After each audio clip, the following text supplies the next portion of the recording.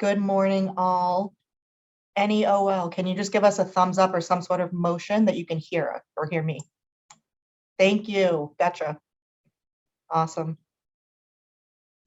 Thank you, folks. So we are still waiting for just a couple groups to join us. So we'll see some more classrooms pop on once we get going here. But we wanted to get us rolling and at least start our introduction so we could get to chat with you all this morning. So as we are doing this, I will say hello. Hello, New Falcons. It's so nice to see you, even from a distance. I am on a different part of campus right now, but just to see the buzz of new students coming and moving in and the hustle and bustle of orientation, it is always so exciting to see from our end. So it's awesome to have you here. My name is Liz. I am the Director of Student Conduct and the Title IX Coordinator on campus. And I will turn it over to my co-presenter today to introduce herself.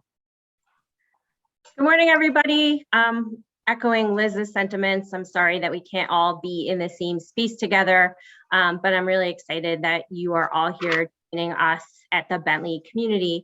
My name is Jessica Griotrawa. I'm the Director of Wellness and Prevention. And so some of you have received emails from me recently just with some pre-arrival comments. So just putting a face with, those messages. But Liz and I are just excited to, I think, facilitate some dialogue around some pretty important things that can happen on campus. And in the whole theme of this session is really kind of thinking about the ways that we can look out for each other outside of campus when it comes to some health and safety concerns. So our goal is to make this as interactive as possible. We've altered our entire presentation so that there's going to be a broader discussion-based component to it. I just want to check, for technology purposes before we kind of get into the session. Liz is going to be doing a screen share of her slides, and so want to make sure that also you all are able to see that on the screens in the classroom spaces. So if you could give a thumbs up to us or somehow acknowledge that you are seeing the slide cover for the session, that would be great. Thank you, Allison. I see you're good. Awesome. And we might, I believe, now have all of our groups here too. Awesome. Hello, folks who have just recently joined. Thanks for joining us today. We'll give you just a second to get things pulled up there, and then we will kick right off. But awesome. So for those that just joined, I mentioned my name is Liz. I'm the Director of Student Conduct and Title IX Coordinator on campus. And I am going to roll ahead, I believe, to our next slide. There we go. So for today, Jessie and I are really excited to chat to you, as she mentioned, around what it means to be a Bentley community member, living here, interacting with Bentley community members, whether it's on campus or off campus. And so first and foremost, we want to very purposefully acknowledge that we have all, no matter where folks are coming from, have been through a really tough past few years, given the pandemic alone, never mind everything that comes along with that. And so we would be remiss to not note that there are, continued feelings of disconnection, of isolation, feelings of loneliness can be really common, again, especially when we are, as a human being society, asked to be away from each other and to spaced out. And so we get that that is something that you all are dealing with while also trying to immerse yourself into this new community.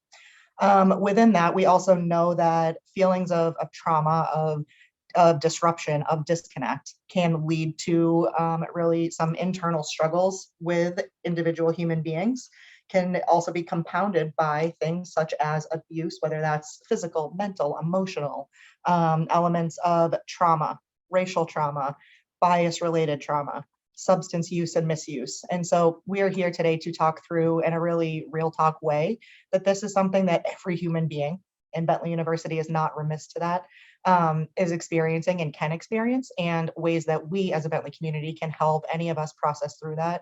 We are really lucky to have a ton of support services and resources on campus. And so we'll be happy to outline a good number of them for you today and really give you good direction as to where you can find them in the future.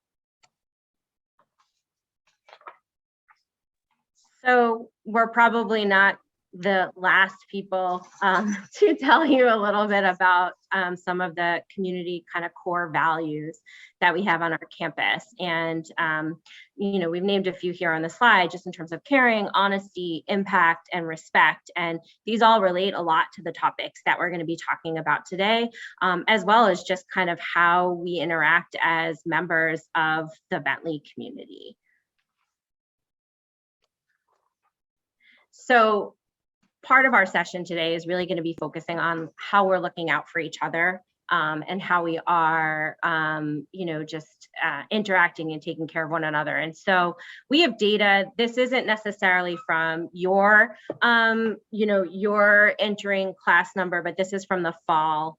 So our current first year students, and they were asked in the required online learning courses to kind of indicate kind of how they agree with statements on looking out for other students, or if they would want a peer to look out for themselves. And as you can see on our campus, and this is pretty consistent with other data that we've collected with previous class years, most students would agree that they would seek help if somebody's health or safety were in danger, or if they overheard a comment that was inappropriate or offensive to other people. And almost everybody agreed that they would want a peer to do the same. So we're sharing this data for you to just kind of really instill this notion that sometimes when we see or hear things that we're not sure if we should take action or not from like a pro-social bystander behavior, really people on our campus do feel that this is something that is necessary and would want to happen. So consider yourself asked, or consider yourself empowered that taking action is the right thing and valued here. So we are going to show you all a brief video and talk through some situations that really highlight a variety of themes. Some of those include health and safety, harassment, interpersonal violence, and we're going to give you all a chance to discuss options that feel natural to you for how you would want to help, or also really talk through ways that you would not know how to help or what to do, and maybe learn from each other about some of those strategies. Your OLs have received a list of discussion questions that they will be able to facilitate with you. And so for those that like to, I think, have a sense of what the expectation is or how long this video is, you've got about 13 minutes. And again, each group will have kind of a specialized theme to discuss. You won't be discussing all of them. And then we'll come back together, share, and so that all of us will be able to talk through, again, each of the different themes and ways to serve as really positive influences within the community if this is something that you were to find, happen to yourself or somebody you know. So before Liz goes over to the video, we also just want to give a brief content warning because the focus of the video does have a lot to do with bystander behaviors and some of these more complex social situations. We just want to also put in a content note there that, some of the scenes depict things that for some people can be a little bit alarming. And so we just also want to make sure that you're aware that, even though we can't see all of your faces in the classroom, like if you need to get up and walk around the classroom, if you need to get out and, and leave the room for a moment, that's completely okay. You need to do what you need to do to take care of yourself. We just know that this could be a little bit triggering for some, but it's necessary for facilitating dialogue. Yes. So we will go ahead to the video here, and I am going to hope my technology skills work and the sound shares. So Allison, I can see your screen. So when I hit play, if you could give me a hand wave, you can hear the sound, that would be lovely.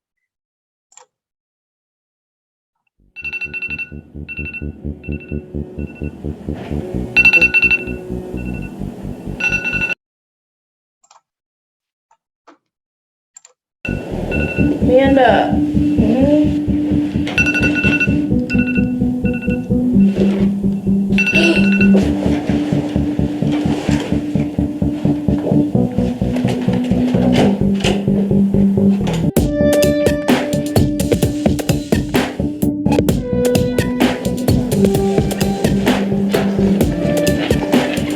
Hey girl, what's up? I love your new hair. Thanks, I just got it done. Yeah, it looks so good. What's it like having your type of hair? What does that even mean? It's just different, you know? Oh, definitely.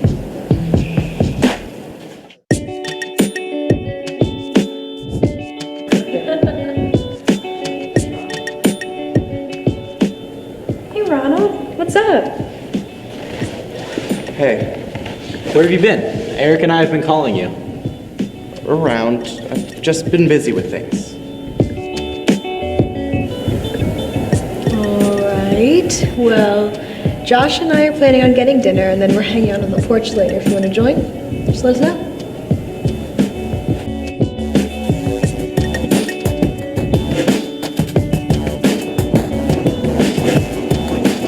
What's up, man? Dude, I got that internship at Schaefer Manufacturing this semester. Oh, nice. How's it going? It's going all right. I just started last week. Except my boss is being pretty gay about my schedule. I told him I have my calc class until noon on Mondays and Wednesdays. But he wants me there at 12:30, which leaves me like no time. Is that the only time the class is offered? Yeah, I had a meeting with him about it last week. I told him that was the only class. How long's the commute?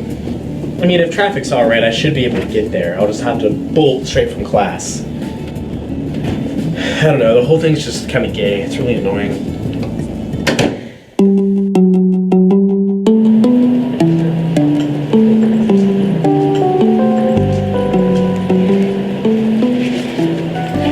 Hey, how are you? Good, how are you guys? Good. What's new?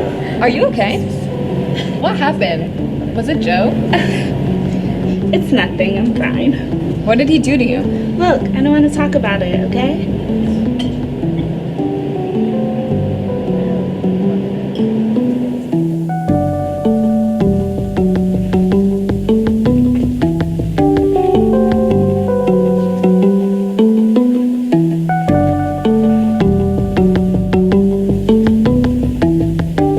Hey, mind if I sit? Sure, go ahead. Econ. Sounds riveting.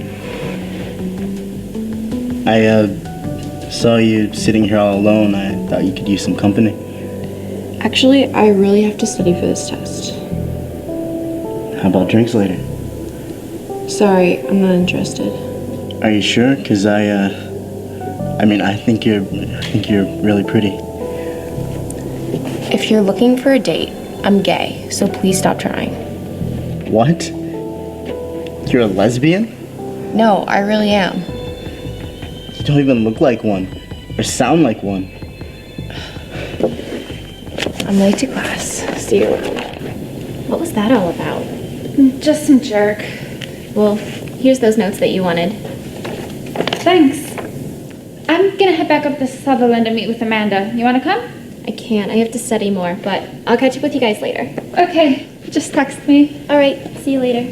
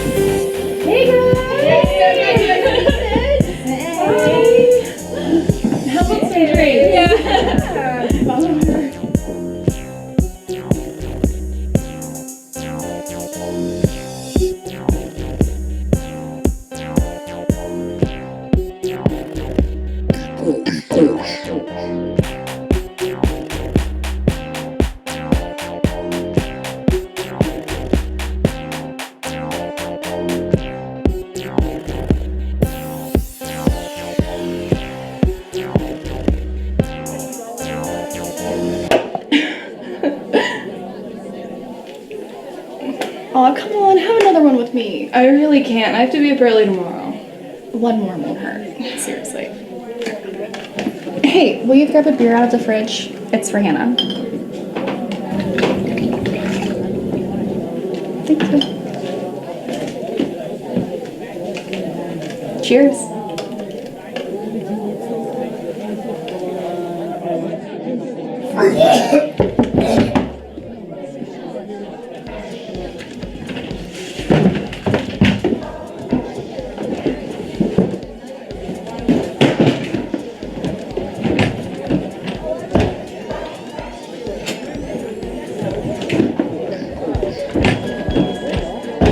guys didn't watch because I don't want to ruin it. No, probably no, probably not. His wife died, no, okay. Yeah. Between him and her, it's like the lesser of two evils, I think. Okay. Dude, she's so drunk.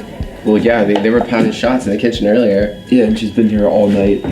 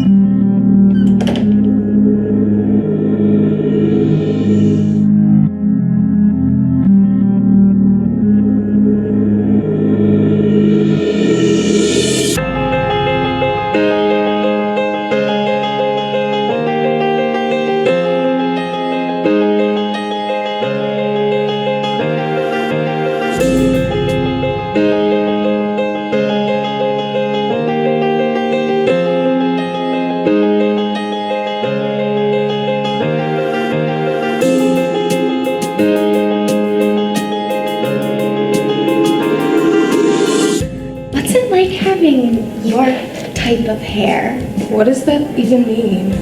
It's just different. Actually, Becca, I don't think so. You shouldn't just assume that about people. Yeah, I mean, it's just like everyone else's. I wash it, I style it, I wear it. I'm sorry, I didn't mean it that way. It's okay. Attention. Come on. Are you all right? I'm fine. I know this semester's been rough, but it seems like it's more than that. We know you've taken on a lot, but you're not acting like you're busy. You're just not acting like yourself. It's just, I don't know. I know how you feel. I've been there too. But I went to the counseling center and talked to somebody and got it all figured out. I can take you there. I can introduce you.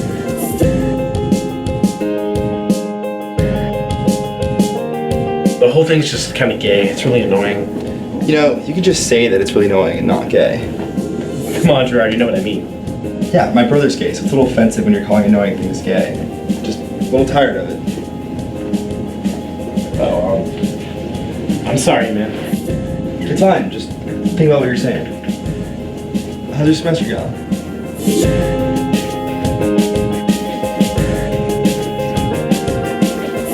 What did he do to you? Look, I don't want to talk about it, okay?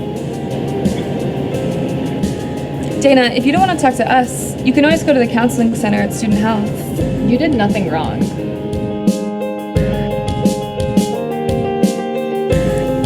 If you're looking for a date, I'm gay, so please stop trying. What? You're a lesbian? You don't even look like one. Or talk like one. Hey, leave her alone, okay? She can dress however she wants. Doesn't matter how she identifies. Whatever.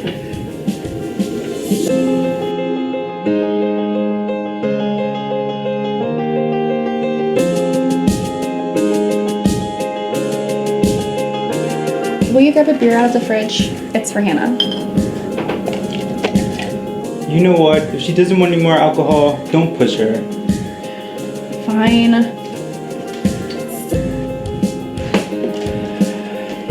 Come on, let's go get you a safe rider.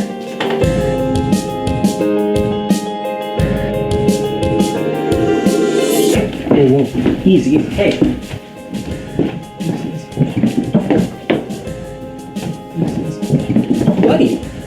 Where are you going? Home. Not by yourself, you won't. Let's go. I'll walk you home. You guys need some help. Yeah. Grab his other arm, would you? He's not moving anymore. I think we need to call for help. His skin is cold. I'll call an ambulance.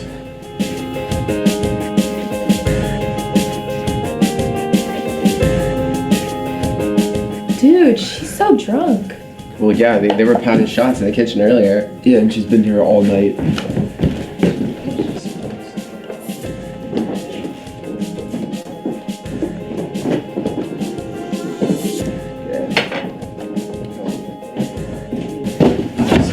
Hey Jess, are you ready to go?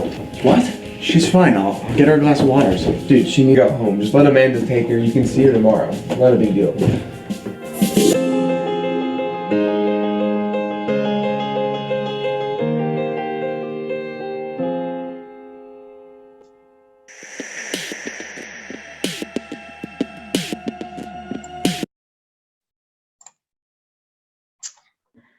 Perfect. So,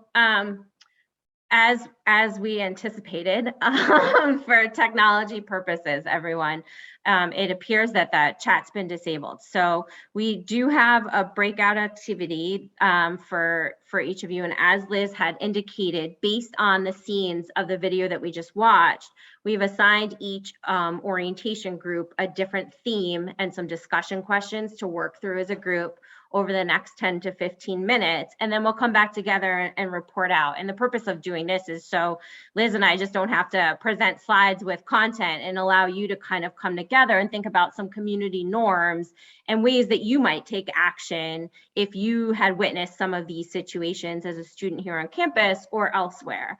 And so for the O team members, I had sent you all an email yesterday that included the link. It's a Google document link for the breakout activity. So I'm gonna bring up a copy here now via share screen, but because we don't have the ability to send it to you in the chat, if you could go into your email and open up that message, you'll be able to then see your group assignment as well as the discussion questions that are assigned to that assignment.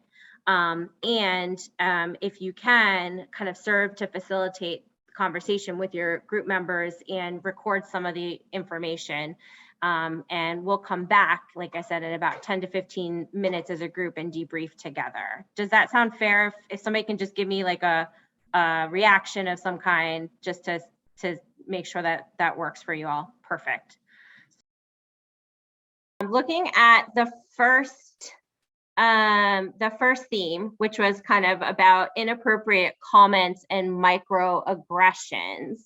I think Afu, your group was one of the groups that was assigned to this. I'm wondering if you're able to pop in and kind of just lead us off with that first question and thinking about peer interactions. What are some examples or comments of things that you all feel you've heard around campus or in your other campuses or high schools that would be kind of harmful to other community members?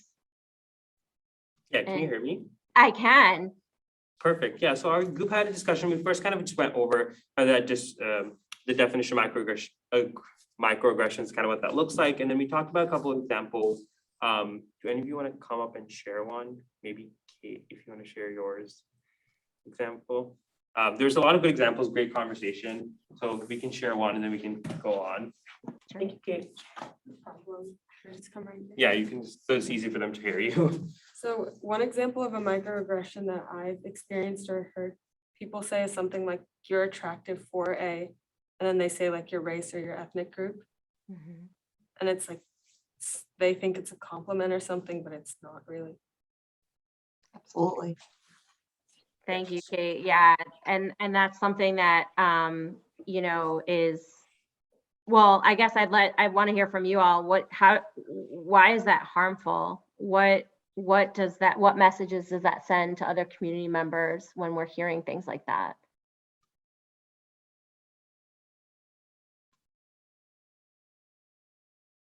What are the risks when we hear these types of comments?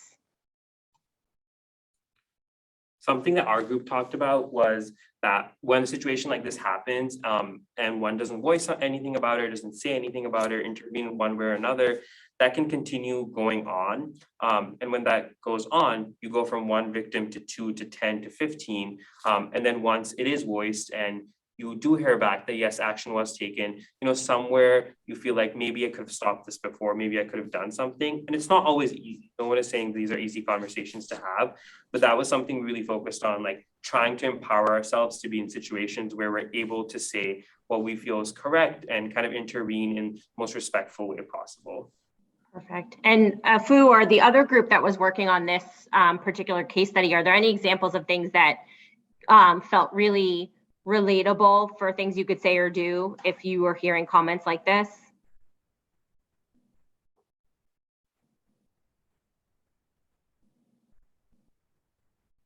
Can you hear me? Yeah. Yeah, so what my group was saying was that you should definitely intervene and stand up and say something and not just be a bystander.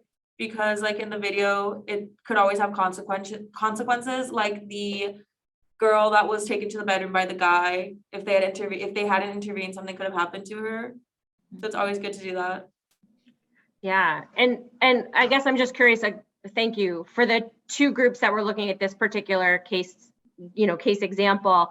Were there information or resources or questions that came up? I think Liz and I also wanted to use this breakout activity as a way to kind of say, like, what resources do you as new students, want to learn a little bit more about or curious about that you feel relate to, these types of topics? Yeah, I think going off of your question, but also question 3, something that we saw was how it's slightly easier to intervene, report instances and stuff that are happening amongst peers than professors and stuff. So questions did come about academic resources, academic advisors, but also conversations around counseling came up, of the counseling center, what that looks like. So we discussed that a little bit within our group. Perfect. Thank you, Fu. Yes, I think, the power dynamics, if you perceive that the comment is coming from somebody who has power, over you, I think that can sometimes feel like really like a barrier. And certainly the counseling center is definitely a confidential resource, and academic advising and academic services, the staff there are always willing to help. And we also have an anonymous reporting system that Liz and I will go over in a little bit, called Ethics Point, where students can submit reports about these types of behaviors in a way that information would then get to the university. So group 5 and 6, I see your hand up. Tell us what's up.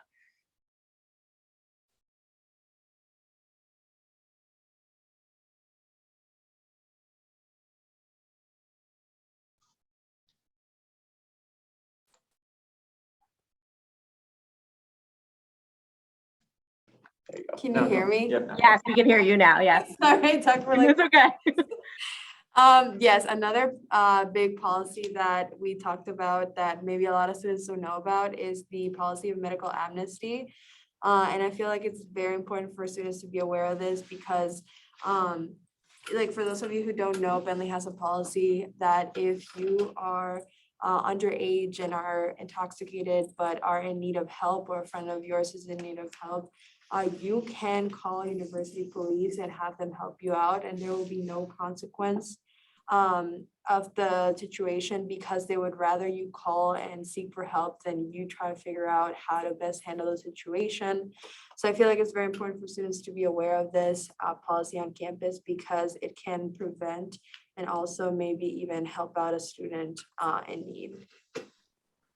Thank you so much for sharing that. We do have a whole slide in a little bit that will discuss that further in depth, but that is absolutely true for everybody to hear. The number one goal is to make sure that everybody is safe.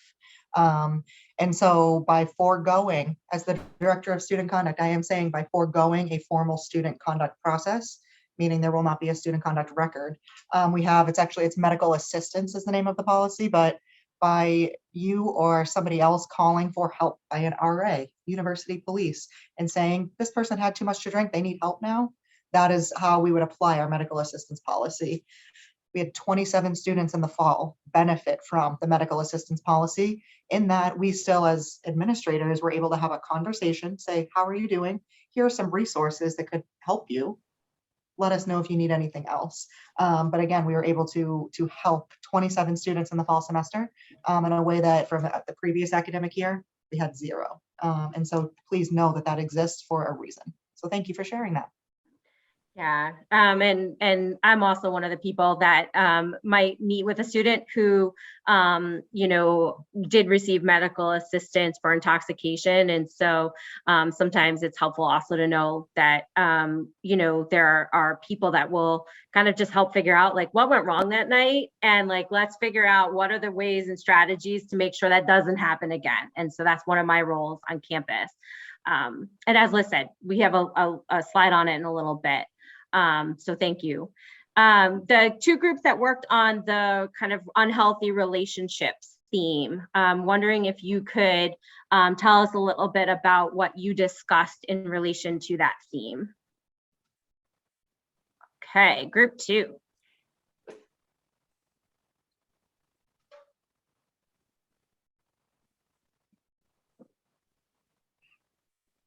I'm not sure if your sound is working in there. If you want to check the mic settings. Yes, now we can. So I have a baby falcon here, Eli, who wanted to take this question. Perfect. Hi, Eli. Hello. Hello. Tell us. Just answer. Oh, okay. So what I would do in this scenario is submit a care report, which is anonymous, and it would just give assistance. Because I think in that scenario, it's better to take action than just be a bystander and get her help. Because it looks like she's in a bad scenario and she needs help. It's a good answer. Thank you, Eli. So for everybody in the other room, so we also we're glad that this came up. So Bentley has another anonymous reporting system called Care Reports, where if you are concerned about a student and it's not a medical emergency, but you have some concerns about emotional well-being or just how, things like this, like relationships, you can submit a care report, and there's a team of staff members that will reach out to the student, check in with them, get an assessment kind of what's going on and what resources and support we can offer them. And it's a very discreet process. And so that's a way, if the care report's always an option for you. If you don't feel like you have the language or the, benefit of the strong relationship with an individual to say, I'm concerned about you, the care team and the care report is a really solid option to make sure that you're enlisting help, for a student. So thank you for that suggestion. The other thing just to note about that really quickly, care reports, they can be anonymous, they don't have to be. And so you absolutely can, and when you're comfortable, we encourage you to include your name so that in the event, let's say I am looking at that care report and I have a question that I would like to clarify about your concern about the other student, then we have a way to do so. But that's really the function of, having a reporter's name included. It absolutely, otherwise it can be anonymous. You just simply wouldn't include your name and contact information, but know that both options exist. Yeah. So besides doing something like that, like if you did feel comfortable saying something to a peer about either a relationship, that they're having with like a dating partner, it could be a relation, family dynamic relationships, it could be roommate relationships, it could be, teammate relationships. But if you felt compelled that you could take more direct action, what are some things that you would do or say? And happy to hear from either of the groups that looked at this scenario.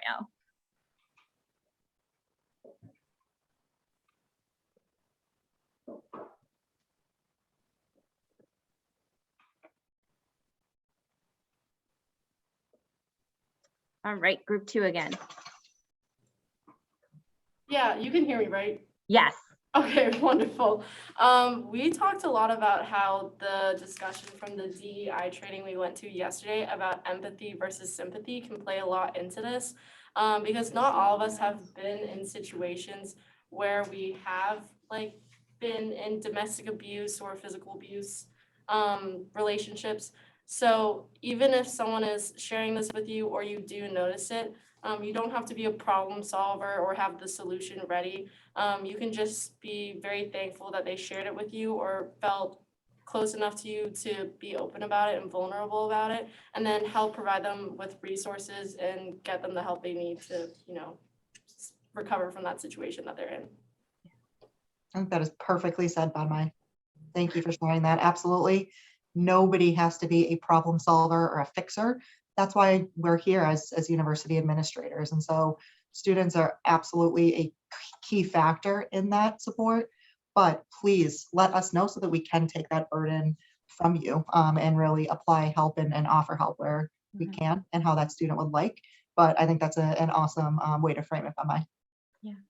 So for those of you who've already completed the 3 required kind of online courses that were due this week, I think the sexual assault prevention course does look at relationship dynamics. And so while this video talks about it depicts a situation where somebody is being physically harmed, what are some other ways that relationships can be unhealthy? Like, what are some other forms of abuse or, again, unhealthy patterns with relationships?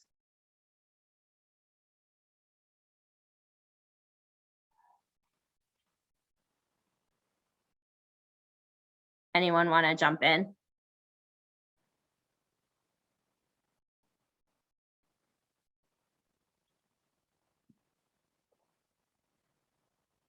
Okay, so I think it's hard, right? Because physical is something that you can see, overtly, but it's important to also recognize too that there could be emotional harm, there could be, financial control, there could be abuse through technology.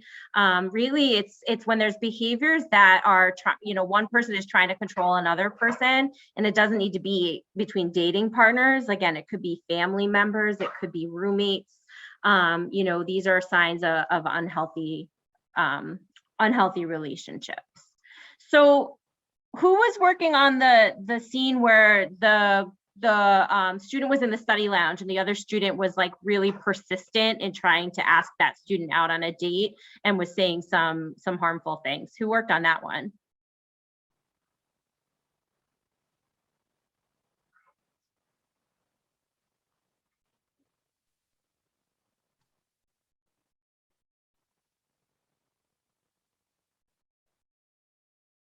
Can you hear me? Anyone? We gotcha. Okay, we had to unmute both mics and we did not realize. Okay. Our groups 3 and 4 ended up working on that one. Okay. So basically we talked about how it's pretty like self-explanatory how problematic it is, but it's because he doesn't respect her wishes.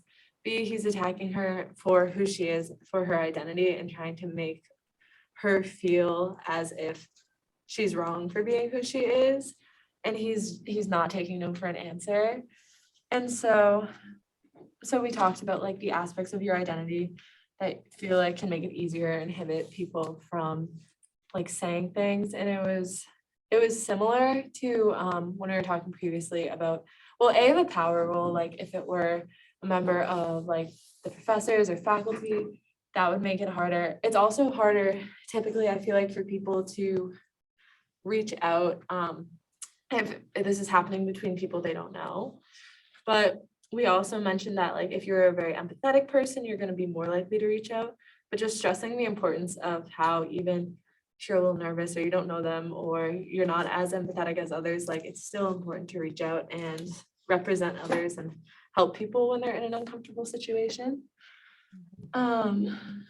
Yeah, that's about it. And then we just said like other things they could have done is like after the guy left, they could go up to her and just like make sure she knows that he was just being a jerk and like her feelings are valid and like most people aren't going to come at her like that. He was just a bad egg. I like that. I like that, right? Like the video showed like the direct interaction between the student saying, hey, stop that, right? But a form of intervention might not be directly to the individual who is kind of causing the harm, right? It could be to the person afterwards to check in. I really like that.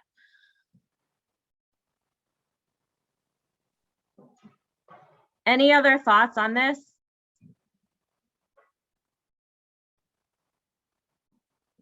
So one thing I want to point out, like, I think this is one of Liz and I like using this video for, this entire video series for conversation starters. It is pretty, I don't want to say like heteronormative, but right, like a lot of the situations in the video show almost like a female identified individual as being more the victim. And I just want to highlight, like, that's not the case 100% of the time. And also that, male identified students aren't always harming other individuals. So just also keep in mind that these types of almost like harassment persistence, they can exist among anybody. And so, again, the video is depicting one thing, but, we need to think about this universally and inclusive for all members of our community. So thinking about the party scene now, we saw a few different situations. We saw at the party somebody incapacitating another individual with the potential for sexual violence. So I'm curious which groups looked at this one. Yeah, so that was also us. We were a group of 3 and 4. We got put together. We're working together right now. So we really emphasized on was how even if it's like anybody at the party who can be in the situation, if it's a stranger, because what we tend to do when we go to parties is obviously we're going to be with our friends throughout, but something we need to look out for is just anybody out there who's going through like this kind of situation, even if it's a stranger, to help them out, whatever you can do, something we emphasized on. And then obviously we pointed out the campus resources we have that are on campus, but that was the main thing we've really focused on when it came to this particular theme. Yeah, and I like how you're talking about how like we go with our friends, and we also think sometimes when we're in these social situations that our friends are looking out for us, which they might not necessarily be as present or mindful of everything that's going on, but in this party scene or in social contexts where you all might be going and hanging out with other students, right? Most students there are showing up with their friends. So where was this student's peers? Were they out elsewhere, kind of hanging out with other individuals, and also not recognizing that their peer, was necessarily by themselves. In this situation, right, like they showed people directly intervening, right, of kind of, I call it divide and conquer, of, one person went to the student who was not incapacitated and said, hey, this can wait. And another, the other 2 students went to the other student who was clearly intoxicated and said, here, let's get you home. But, there's a lot of other options here. Sometimes students find that creating a distraction in these types of situations, like bumping into somebody, in a party, if it's not going to escalate to kind of an argument, but kind of creating that kind of distraction, or just kind of going up to somebody and starting a conversation. We had a student once, it was a really awesome example. He loved magic, and to assess whether his friends were intoxicated or if somebody was too intoxicated at a party and couldn't make decisions, he'd just do a simple trick of, like, oh, I've got a quarter in one of my hand, guess which hand it is. But he'd watch how the person's reaction times were. And it was just his way of checking in of like, nope, this person's way too drunk. I'm gonna do something now. So I really like that example. Anything else you all want to add, groups 3 or 4?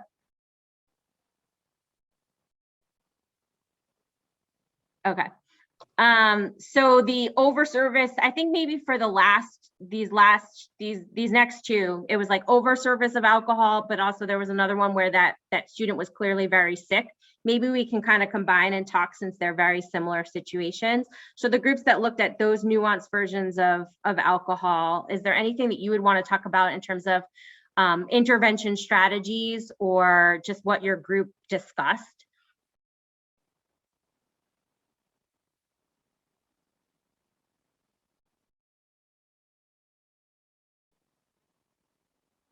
All right, groups 5, 6. One thing we did discuss, which happens a lot, is that if you see a situation like this, can you hear me? Yeah. If you see a situation like this, and maybe it's not necessarily one of your friends or someone it can be a little intimidating to kind of step up and speak up to help out that person. So one thing that we did discuss is, rather than like speaking up, maybe just like watching out for that person, like in the case that they're like you don't know them. And if it does get seriously bad, then definitely in that case, do something about it, like call a resource, or if you just want to like set aside the person who's trying to help them, like, hey, like maybe you should do this and that, instead of like just like stepping up right away in the case that maybe it is their friends that are actually trying to help them. So sometimes taking a pause and observing for a few minutes could be a strategy just to give you further information, right, about what action needs to be taken. And earlier, you know, you had raised when it comes to like intoxication situations, you know, the medical assistance policy. So, you know, please also know that that covers both you intervening as well as the person needing help. In the interest of time, because we do have a couple of slides we just want to get through in the last few minutes, I'm just curious, did one of the groups work on the student who was kind of in emotional distress?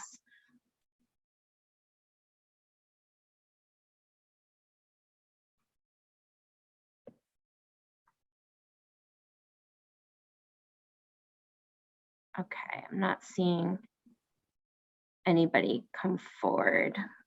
Well, we have a slide that gets at that, and you're going to be seeing Peter Faulkner, the director of the Counseling Center, later today. So I'm going to stop share. Liz, if you want to bring the slides back up just so we can cruise through some of those key pieces. You got it. And naturally, we're back at the beginning. Oh, of course. So we will. Do you want to go to that slide, the one just before it with the back of door signage, just so we can show quickly? Do.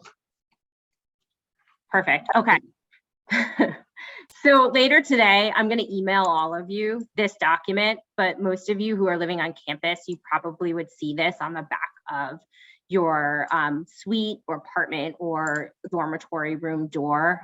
They were posted there over the summer, but this contains a ton of information on resources and policies and different ways of reporting information and seeking help. So we'll make sure that you have this information on hand so you know exactly where to go if you know you need assistance or a peer needs assistance. All right, so we mentioned some of the key kind of signs and indicators that folks can look for that are, again, not specific to college students, to Bentley students, but really as we think about human to human, just elements that can come up in any of us. But when we have any form of trauma, whether that is something like a really severe loss of a family member, or maybe it is a really, really severe breakup, what's traumatic to me could be entirely different than what is traumatic to the next person.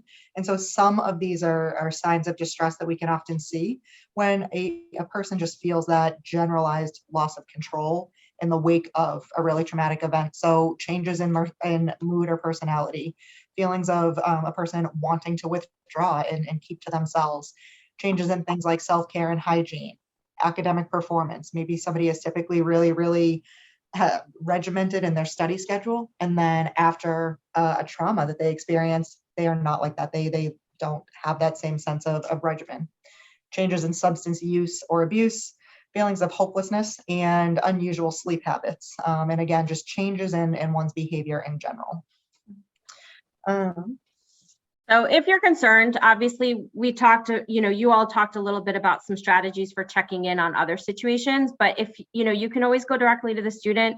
These are a few things that you can say, just things like, seems like you're stressed out, want to talk about it, or, hey, you okay? You haven't been acting like yourself.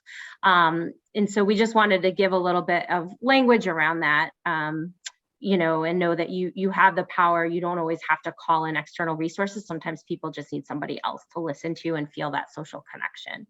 Next slide. So we mentioned before the care team and a care report. Here's a screenshot of what the webpage looks like that you can submit a care report. Know that this is for matters that are not urgent, not imminent. So if you are concerned about somebody right here, right now, like you are thinking perhaps 911 is better, then a care report might not be the best course of action because it is reviewed by a team collectively. So if in the moment you are wanting immediate action, university police is always going to be the best bet. more than 911, and we'll tell you why. 911 actually routes in this vicinity to Framingham. It goes to the Massachusetts State Police. However, if you call directly Bentley University Police, you will have somebody on campus. And so to save down on that travel time, Bentley University Police will always be the best course of action that way. I think we can glance over this. This is going to be on that resource that we send you later, but there's a whole host of offices within the Division of Student Affairs. And then in addition to what Liz said in terms of calling university police after hours, we do have mental health support via the counseling center's main number. Again, Peter Faulkner is going to be presenting to you later on. He's the director of the counseling center, and he's going to be focusing more on kind of individual well-being and resiliency, but I'm sure he's going to go over some of this with you. In terms of alcohol and substance use, these are just some of the signs of alcohol toxicity and alcohol poisoning. And again, just if your gut is telling you somebody's not doing well, it's better to make the call and get assistance. And so the next slide, I believe, is just giving more information on that medical assistance policy that we discussed a little while ago. Residential students, your RAs will also be discussing the medical assistance policy in early floor meetings or floor Zoom meetings. And off-campus students, you can find this at any point in time on the Student Conduct website. And you're welcome to ask your OL if you have any further clarification or need any further clarification. So we'll go relatively quickly through the gender-based harassment and sexual misconduct portion. This is a lot of information for one to digest. And so this is, again, meant to be a really quick overview so that you can just really understand some of the buzzwords. At any point in time, I would encourage anybody to, of course, refer to the student handbook, but bentley.edu/Title IX will give you all of the information in one place right on our website. But effectively, all community members should be aware of the fact that we comply with the federal law of Title IX. It is from the Office of Civil Rights and specifically the Department of Education.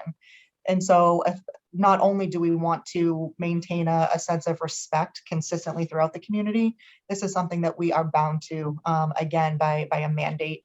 And so, as you can see, this says, no person in the United States shall, on the basis of sex, be excluded from participation in, be denied the benefits of, or be subjected to discrimination under any educational program activity receiving federal financial assistance. So this does apply to us.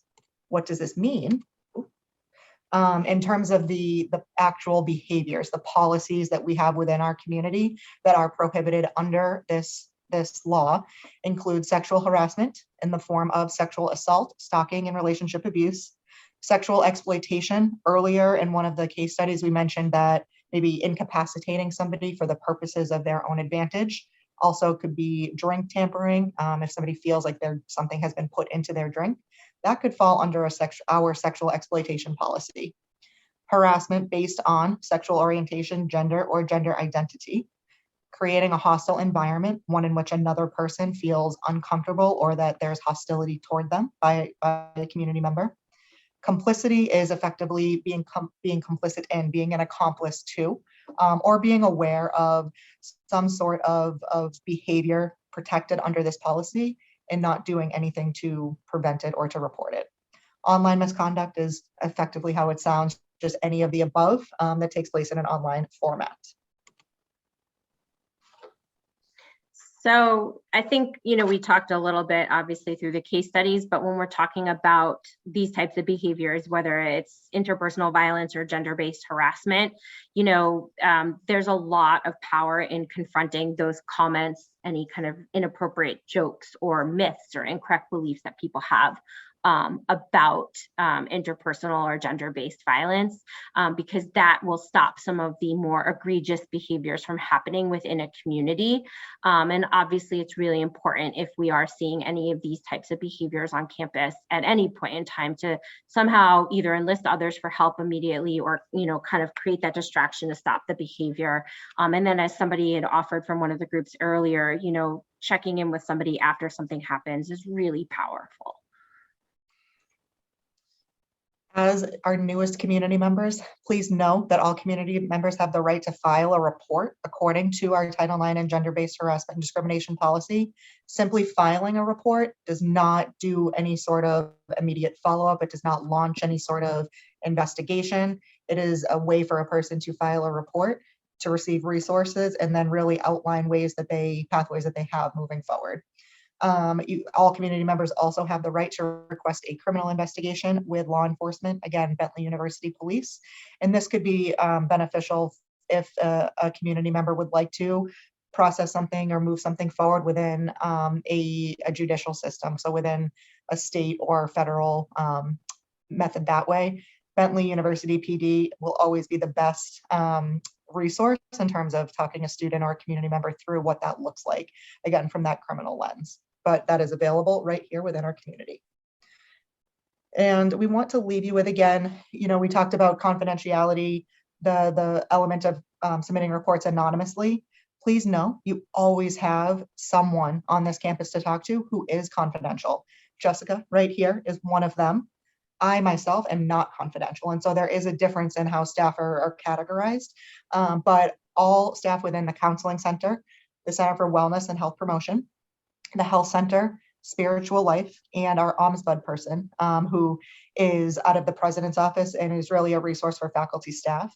But each of the staff members within these offices are entirely confidential and protected by their licensure. And so Jessica mentioned that you'll speak to Dr. Peter Faulkner a little bit later on.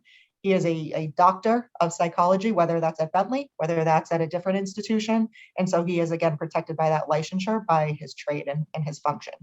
And off-campus. Sorry, I was going to say, can I just add to any of these resources listed here, either the on-campus or the off-campus? Sometimes students experience things that they might not choose to report through Liz's office for Title IX, or they might have been involved in a situation where Title IX is not a process that can serve them because of the people involved or the location of where this happened, et cetera. And so any of the people on this page are people that you can talk to who can go through a variety of different options, as well as Liz. When things don't qualify for Title IX, you and your team will talk to students and provide referrals. So just know that, even if it doesn't qualify, we want to help you get the support that you need. Without question. And again, you see our two off-campus community partners. Both of these offices, we are so lucky to have satellite offices directly here in Waltham, though they are both housed out of Boston itself. But those are the offices off campus are available to all of us as well. And we will leave you with, again, a variety of resources. This will be sent out to you later as well, a link to the resources and support page. But if ever there is something that you are wondering, does Bentley have this? Is this a resource that's available here? Chances are we probably do. It's just that a lot of students might not know about it. And if we don't have a resource on this campus that you want, we will find one. And so these are some of the best places to go to have everything kind of in one place. Know that we are so happy to have you here and that we want to help. We are happy to help. And that is why we're here for you. But with that, we will leave you if you have any questions, but we also know we're standing in between you and lunch. And so thank you all so much for participating in the activity and the great discussions today. And it's awesome to have you here. We'll hang around. If anybody does have questions, just come forward, or, we'll each be emailing you resources later, so you can always connect with us separately. Have a good rest of your orientation.